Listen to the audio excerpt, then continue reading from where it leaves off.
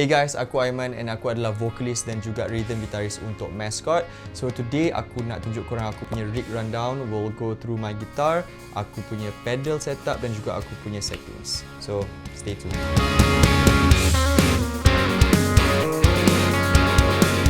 Okay, so first things first, gitar aku adalah Squier Telecaster Affinity series. Aku beli gitar ni dekat Squier for about 1,100 earlier this year. So the reason aku pilih Telecaster is because I absolutely love gabungan Telecaster dengan open tuning. So for Mascot, kita pakai tuning DA, EA, C sharp, E, and when you pair it with the Telecaster, dia punya bunyi dia sangat besar, dia punya chord sound so twinkly, so twangy, especially when you also pair it with an overdrive pedal, the single coil pickups ni dengan an overdrive pedal, bunyi crunch dia sangat-sangat satisfying. Other than that, on this guitar accessories, aku ada Dunlop punya Straplok. Ni pun trauma sebab first show aku punya strap putus, itu memang gila. So I have the Dunlop Straplocks ni installed. It's quick release, very reliable. Ernie ball punya strap, pretty basic. Other than that, aku pakai Kyser punya Capo. So this Capo is very good sebab dia punya grip dia is very kuat grip dia. Need that really untuk Mascot songs sebab kita pakai Capo 4, even in one song actually Capo 12. Setup is really important. So me and Z, our lead guitarist, both send our guitars to brother Shah dekat Music Bliss. He actually plays for a band called Iqbal M, and the reason why we send to him is because dia akan set up kita punya guitar based on kita punya tuning and Capo positions. And the reason why is because a standard setup intonation doesn't work dengan tuning kita, sebab once you do it that way, bila kita main Capo or certain positions in the fretboard, masalah macam buzzing, lari tuning akan ada. So the best thing about Shah is that he does that according to kita punya Capo positions and tuning kita, which is really handy. So shoutouts to Shah from Music Bliss. The colour code is Lake Placid Blue, memang striking. Aku suka gila. And the white pickguard. So yes, that's my guitar. Okay, so let's get to aku punya pedal setup. But before that, we'll take a look at kita punya recording setup for today, which aku ambil keputusan untuk go miking today. I'm running an AT2020 Audio Technica punya condenser mic and having a Deviser TG15 practice amp untuk output the sound. So the reason why aku nak buat macam ni is because aku nak you guys hear the raw sound as opposed to aku letak run it through an amp sim or through PC. So this sound is basically what you hear when I play live lah. Cumanya amp ni maybe in the future aku get a proper amp. Maybe I own my own amp to bring to shows. Tapi for this video we're going to be using the TG15 simple practice amp. Okay guys, so for the first pedal aku ada the TS9 tube screamer daripada Ibanez. So why aku pilih this particular overdrive pedal is because aku suka dia punya dynamic nature. So when you're playing soft, when you have the pedal activated and you're playing soft, you'll get a nice clean but dirty punya sound. But bila kau strum hard and really go at it, kau akan dapat this really nice satisfying crunch and bite, which is very good. So as an example, I'm going to play you something nice and slow.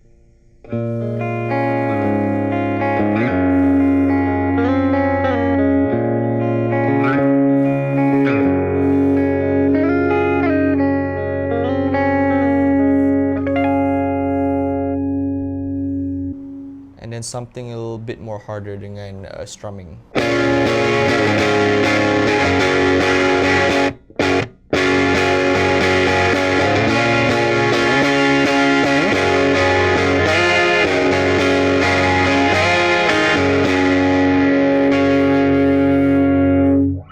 So as you can hear, dia punya sound tu is so dynamic. It's like bila aku play soft, dia akan bunyi nice clean deep. Bila aku play hard, dia akan keluar bunyi distortion tu.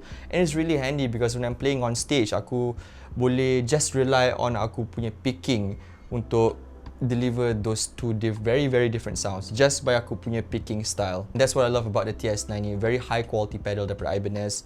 and one of the more essential pedals in my setup. So for the next one, I have something very simple. It's the EQ 700 daripada Behringer, which is just a basic EQ punya pedal. I like to have this particular pedal in my setup because bila aku sampai venue and I'm playing a show, I'll have my amp to flat, so everything at 12 o'clock. And having an EQ pedal is really easy sebab aku boleh just bend down to my pedal board and then adjust accordingly without having to go all the way to the amp. And of course, this is very handy sebab every venue punya amp akan sound berbeza. Every situation calls for a different type of EQ, so having the ability to adjust on the spot by my feet is really good. Okay, so for the next pedal ni is the Joyo Vintage Overdrive. Aku actually baru angkat pedal ni around last week. So for some songs, aku perlukan extra boost, extra gain. And before this, I would just crank up aku punya drive knob ke aku punya TS9. But after some time, aku fikir it's much more convenient to have a dedicated pedal for it. So the Vintage Overdrive is basically aku punya stack. Aku akan stack this with the tube screamer untuk get a much more hotter sound. So let's activate this pedal and see what we get.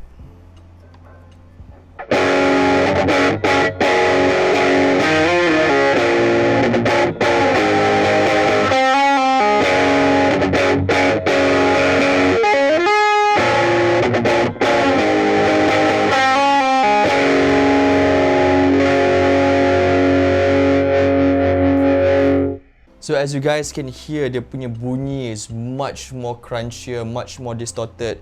Really fun for palm muting and get the extra sensitivity lah, especially into tapping. Adds a really nice layer tu yang aku suka gila. So the Joyo Vintage Overdrive. Okay, so for the next pedal is the Behringer CL9 Compressor and Limiter. So the compressor and limiter pedal ni aku akan guna untuk tame ataupun keep my dynamics in check. So macam kau punya signal, if you have a raw signal without a compressor, dia akan jadi macam ni tau. It's very wild. So with the compressor, it'll keep it nice and in check. Keep it nice and compact. So bila aku main, bunyi dia lagi sekata. And I also use this particular pedal untuk dapatkan signal yang lagi sensitif. So as you can notice, my sustain punya knob is all the way here. And the reason why is because when the sustain is higher and compression kau lagi tinggi, you'll get much more sensitive feedback from your playing, especially with things like tapping yang perlukan a lot of extra force on the fretboard, especially kalau kau main something yang clean. If you have like high gain or whatever ke, benda tu boleh compensate. Tapi kalau aku main dengan aku punya TS9 saja and I want tapping, the compressor really helps. So I'll show you guys beza dia with activated and not activated. So we're going to disable the pedal right now. So with the pedal disabled, aku punya tapping akan bunyi macam ni.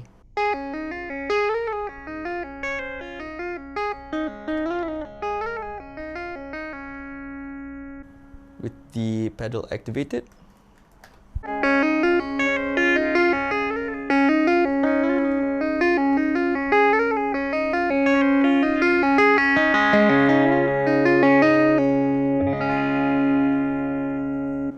so as you can hear, it becomes a lot more sensitive, and that's really good sebab aku tak perlu nak add extra force to my tapping and focus more on the precision part. So that's why the CL9 is something that's really useful in this particular setup. Okay, so for the final pedal is the DR600 digital reverb daripada Behringer juga. And what I like about this particular pedal is because dia ada banyak different kinds of reverb. Dia ada room, ada modulate, ada gate, hall, plate, spring, all these different profiles of reverb untuk dapatkan sound yang kau nak, or different sound profile that you can try out and see what works for you. So other than that, you have the time punya knob. Dia akan adjust berapa lama ataupun berapa jauh bunyi reverb tu. Of course, you got your tone punya knob untuk dia punya bunyi EQ dia, and also level. So let's activate this pedal. Let's see what it sounds like.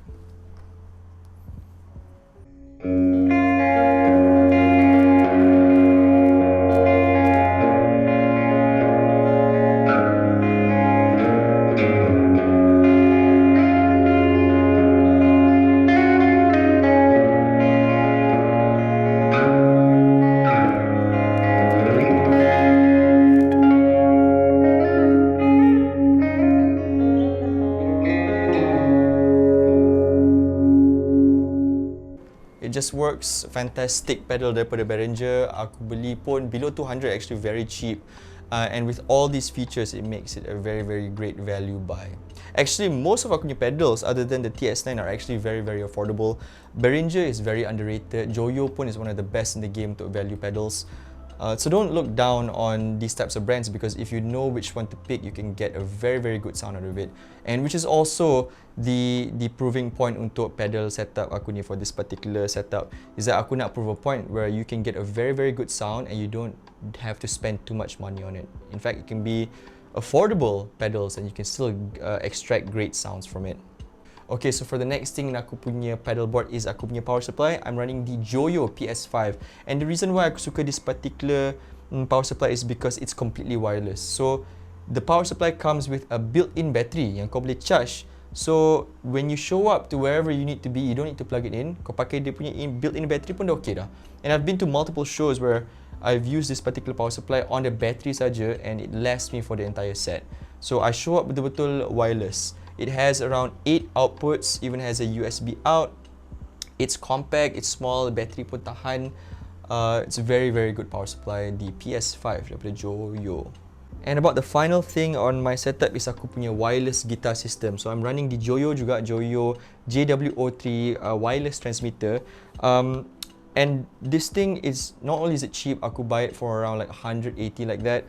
And I know Nux also makes one. Nux is around 500 ringgit, X5, and also the higher ends macam Line 6. But for an entry-level wireless system, I have to tell you, we've played shows like Rex before, which is a very, very big venue. And also shows macam KUPTM where ada banyak gila orang, and in both occasions tak ada langsung pun interference and dropout. It's very reliable. Delay pun basically tak ada. Cumanya bila kau pakai this wireless system, kau punya sound akan bunyi hot sikit. But it's okay sebab kita orang pakai overdrive, so the sound akan mask lah dengan kita punya overdrive. But if you're playing clean, dia akan dengar sikit lah dia punya noise dia. But otherwise, a very, very good wireless system. I recommend this for anybody who wants to get into wireless system without spending too much money. Okay guys, that's all from me today. Aku harap video ni dapat tolong korang. If you guys want anything in this video yang korang nampak, all of the links will be available dekat description kat bawah. If you guys sudi nak tolong kita, please purchase the items from the link bawah tu, sebab we get a commission every time you guys buy something using that link from Shopee punya affiliate. So if you guys want to help out, that'd be really appreciated. Don't forget to follow us on Instagram at mascotband.my, dan juga Twitter dan TikTok at mascotband_my. We're on Spotify and YouTube, mascot_my. And make sure to check out kita punya nearest shows. You guys can check out kita punya social media for the nearest show. The nearest show we have right now is the 22nd at the B. Hope to see you guys there. If you're coming, say hi. If you're not, you can just watch it online. That's totally cool too. This has been Aiman untuk Mascot, and we'll see you in the next video.